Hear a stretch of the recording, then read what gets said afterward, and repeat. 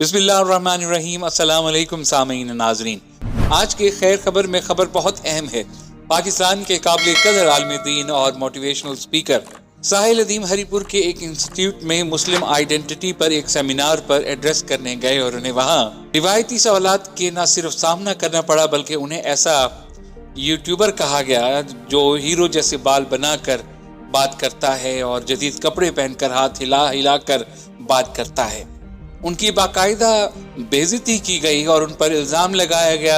कि वो मौलवियों को अपनी गुफ्तगू में नीचा क्यों दिखाते या बताते हैं। एक खातून तालिब इल्म ने तो हद कर दी और असल वसीतर मौजू से हट कर ये सवाल कर डाला कि कैसे पता चले कि फलां पर काला जादू है या जिन का साया है। इसके जवाब में साहिल अदीम ने तंजन कहा कि इस वक्त पूरे आलम इस्लाम पर काला जादू है। अगर किसी एक फर्द पर यह अमल हो चुका है तो खैर है, कोई बात नहीं। खैर, ये बात देखकर आज से बहुत बरसों पहले बहावलपुर में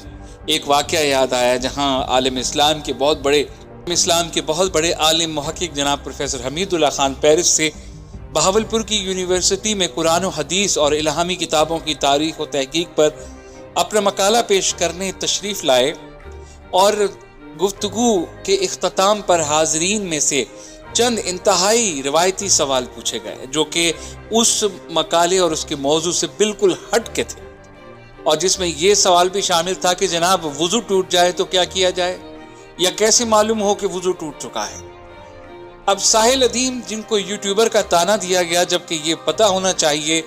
कि डॉक्टर असरार अहमद मरहूम से लेकर मौलाना इसहाक और गामदी साहब ऐसे सभी आलिम दीन यूट्यूब पर मौजूद हैं जो कि मौजूदा दौर में अबलाह का मौसर तरीन जरिया है।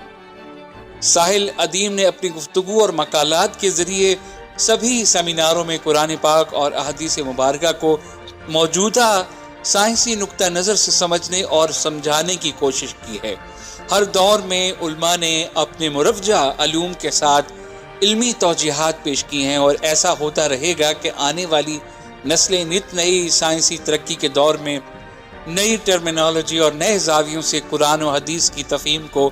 देखेंगे। और हर दौर में हर नए आलिम ने उलमाए कदीम की तौजीहात को अपने जावियों से देखा और समझा है, मगर अफसोस कि नए पढ़े लिखे और जदीद साइंसी तालीम से आरास्ता नए तालिब इल्मों और उलमा को रिवायती उलमा से तनकीद का सामना करना पड़ा है और उनको समझा ही नहीं गया और ना ही समझने की कोशिश की गई है। अगर पाकिस्तान के मदरसों में तालीम पाने वाले तालिब इल्मों ने साहिल अदीम ऐसे काबिल कदर और जदीद साइंसी तालीम और दानिश के हामिल उलमा की बेइज्जती की या उन्हें इस तरह के रिवायती सवालात और रिवायती बहस में उलझाए रखा तो ये हमारी बहुत बड़ी बदनसीबी होगी।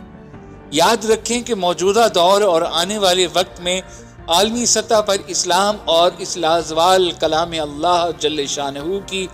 तफहीम के नए दर वाह होंगे और उलमाए जदीद तफहीम के नित नए होराइजन पर बात करेंगे। मौज़ूआत का दायरा वसी से वसी तर होता चला जाएगा और हम सबको अपने किरदार और जिम्मेदारियों और इल्मी ज़रूरियात को समझने का मौका मिलेगा। और लाजमी बात है कि हम सबको जहाँ जहाँ से पैगाम हक़ को वाज़े और गैर रिवायती महदूद सोच से हटकर वसी अंदाज में समझने का मौका मिलेगा, हम उसी तरफ जाएंगे। आखिर में सबसे यही इल्तिजा और इस्तदा है कि खुदारा साहिल अदीम ऐसे काबिल कदर नौजवान इस्लामिक स्कॉलर और मोटिवेशनल स्पीकर की कदर करें और इल्म के इस धारे में शामिल होकर नित नए जहान मानी तलाश और दरियाफ्त कीजिए, क्योंकि अल्लाह करीम की अज़मतें बहुत आला व अरफा हैं, बहुत वसी व अरीज़ हैं और कामयाबी सिर्फ उस मोमिन के लिए है जिसमें जुस्तजू कायम व दायम है, जो जानना चाहता है, जिसमें जानने की तड़प है। अल्लाह करीम आप सबकी जुस्तजुए इल्म को कायम व दायम रखे। कहीं ऐसा ना हो कि जिस तरह हजरत इकबाल को कहना पड़ा, हकीकत खुराफात में खो गई, ये उम्मत रिवायात में खो गई।